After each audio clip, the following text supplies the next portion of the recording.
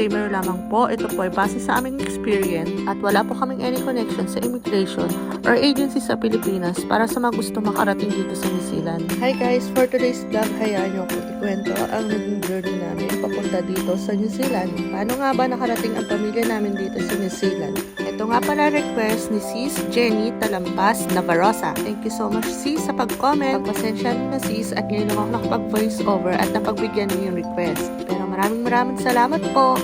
August 2015, nang makapunta ang mister ko dito sa New Zealand. Nag-apply siya sa isang legit na agency dyan sa Pilipinas at nabigyan siya ng 3 years work visa ng New Zealand. Ang trabaho nga pala ni mister dito ay karpentero o builder. Ang trabaho sa construction dito ay tinuturing na skilled na trabaho. Sa mga magtatanong kung magkano ang nagastos si mister sa pag-apply sa New Zealand, ang sagot po ay wala. Yes po, wala po. Sagot po iyon lahat ng employer.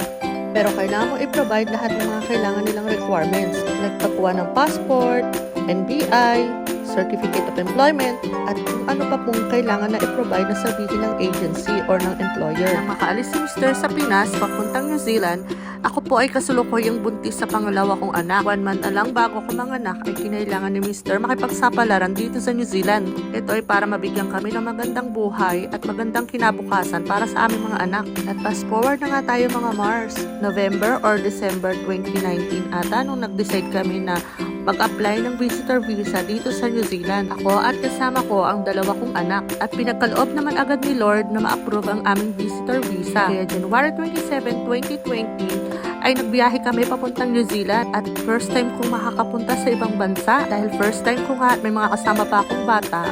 Napagdesisyon na ni Mr. na sunduin kami sa Pinas papuntang New Zealand. 3 months lang pala ang binigay ng immigration na bakasyon sa amin dito sa New Zealand dahil daw sa mga age ng mga anak ko ay dapat daw ay nagsisipag-aral daw sila at dapat daw ay student visa ang in-apply namin kung gusto namin magstay dito ng matagal. Pero no-go na rin kami sa 3 months dahil mas mabilis ang proseso pag visitor visa ang in-apply namin.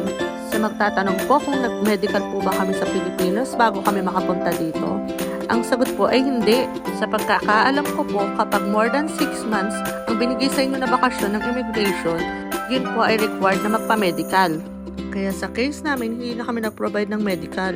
Alam nyo bang maswerte kaming nakarating agad dito sa New Zealand dahil ng March 2020 ay nagkaroon ng lockdown sa iba't ibang bansa at kasama na rin ang New Zealand dito. Kinailangan mag-lockdown para makontrol ang pagdami o paglaganap ng COVID virus. O siya, fast forward na lang ulit. Nang makarating kami dito sa New Zealand ng January, months bago maka-expire ang aming visa, nag-apply naman kami ng panibagong visa.